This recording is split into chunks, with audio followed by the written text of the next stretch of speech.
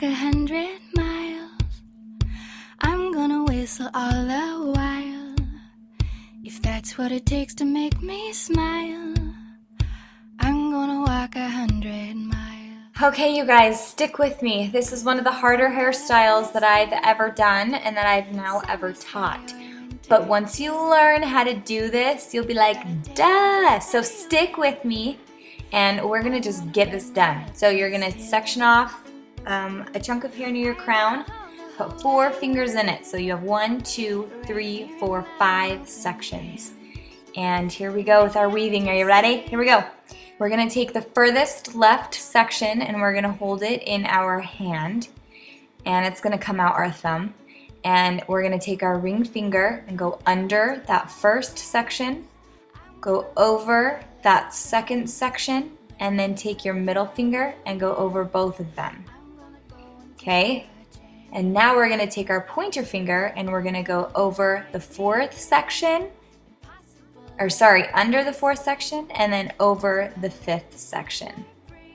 Okay, so we've just done one pass. And this section that just kind of fell out, we're gonna tuck that in between our thumb and our pointer finger. That's where it's gonna sit. So then we're gonna add new hair, and the hair that we add is always gonna be put in our pointer finger and middle finger. So that's gonna be kind of where it goes. You're gonna lift your hand up a little bit so your knuckles move closer to your head, and then just kind of tuck that hair under there. Now we're gonna start it again. So we're gonna grab that hair, I think it's the 4th section, and we're gonna go under with our ring finger, and then we're gonna go over, and then put your middle finger over those 2, and then the 4th section you're going under, and the 5th section you're going over. Okay? And then that hair is gonna tuck in between our thumb and our pointer finger. So we're gonna add more hair, lift your hand up a little bit so you can place that hair in between your pointer finger and your middle finger. And we're gonna start it over. We're gonna take the 2nd section, go under, over with your ring finger, and then over with your middle, and then under and over with your pointer finger. And then that section that pops out is gonna go in between your thumb and your pointer finger. We're gonna add more hair and lift your hand up just a little bit so your knuckles move closer to your face, and put that hair in between your pointer finger and middle finger. Start it again. Under, over, over with the middle finger, under, over, and then tuck that hair that pops out in between your thumb and your pointer finger. So these are the steps. It might take you a little bit to understand like what in the world is going on. There's definitely a lot of sections we're dealing with. So the hair that you add is always gonna go in between your pointer finger and your thumb. And then the hair that pops out, you're gonna hold it in your hand, and using your ring finger, you're gonna go under, over, then over with your middle finger, then under and over with your pointer finger. And then that hair that pops out is gonna go in between your thumb and your pointer finger. So hopefully you're following along. And then the new hair that you add is gonna go in between your pointer finger and your thumb, and you're gonna kind of tuck it under. So you're just gonna repeat these steps, and sometimes it's kind of hard to figure out what your fingers are doing and what they're holding. Just don't think about it too much. Just know that if you follow these steps, it's going to work. Like seriously, don't even look in the mirror. When I first started learning how to do this, I just did it in front of the TV and I was just practicing it over and over and over. And then I would go look in the mirror after I was getting confused a little bit. I'd go look in the mirror and I'd look at the separate pieces. So there's 5 sections, and I was messing up, like not knowing where my fingers were kind of weaving.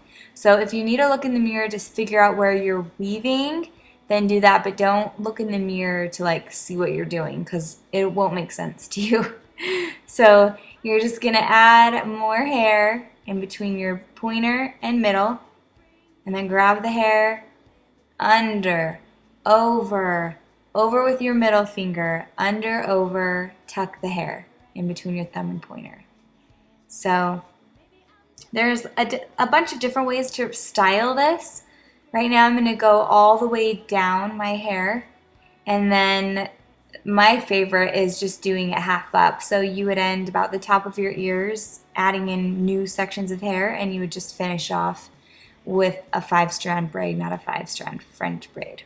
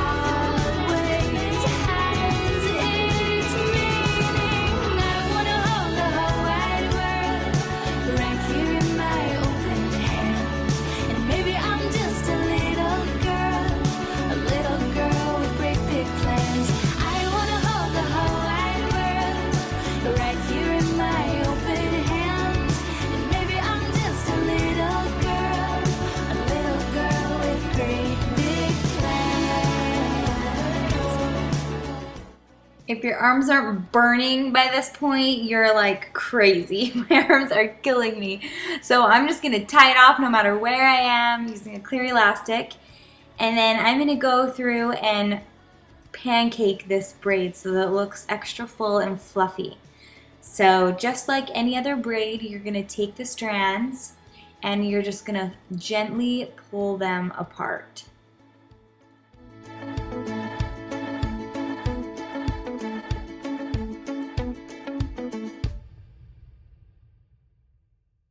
I'm gonna walk 100 miles.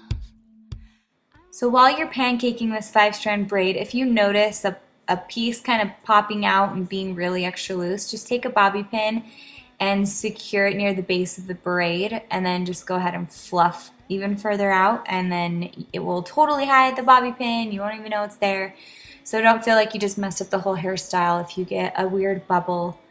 And I love that this looks kind of messy and distressed. So those little bubbles that are coming out, don't freak out about them. I just don't see that as being a problem. I kind of like the fuzzy, roughed up, bohemian type look. So don't feel like you have to start all over. Your arms might die. But go ahead and tighten up those pieces that are getting kind of loose. Learn a little something about romance. I'm gonna go and take a chance. I'm gonna live a crazy dream, impossible as it may seem. Doesn't matter what the future brings, I'm gonna live a crazy dream. So you can either braid all the way down to the end of your hair, bring it around your shoulders so that your arms don't break, and then another way to style it would be to just pull it off as like a ponytail, which is what I felt was a little bit more flattering on me. And then you're just going to take a little section from underneath the ponytail and wrap it around, kind of like we did in the rolled ponytail hairstyle. Just wrap this hair all the way around and take your cute little tiny topsy tail, pull the hair up through the hole and pull the topsy tail down, and then secure it again with a clear elastic if you feel like that piece is kind of in the way. So the next way is, like I was talking about earlier, just stopping at, right above your ears and then just doing a regular 5-strand braid. So we're not doing a French 5-strand braid at this point. We're just doing a regular 5-strand braid. So continue this all the way down. I kind of like this way the very, very best. I feel like it's a little bit more feminine because you have hair on your neck. You can still see your soft, pretty curls, but then there's this awesome braid in the back. So this was my favorite way to style it. And I hope you guys loved this tutorial. If you need any clarifications, let me know because I really, really want you guys to get this. And as always, if you try any of these hairstyles from the 30 and 30 challenge, hashtag on Instagram and Twitter 3030hair. I'd love to see how these videos are kind of inspiring your hairstyles. So go follow me on Instagram and subscribe below. I'm Twist Me Pretty. And make sure that you check out all the other videos in this challenge if you're just barely joining us. So, okay, I hope you guys liked this tutorial. This is the 5-strand Dutch French braid. That isn't a mouthful. And we'll talk to you guys tomorrow. Bye. I'm gonna whistle all the while, if that's what it takes to make me smile.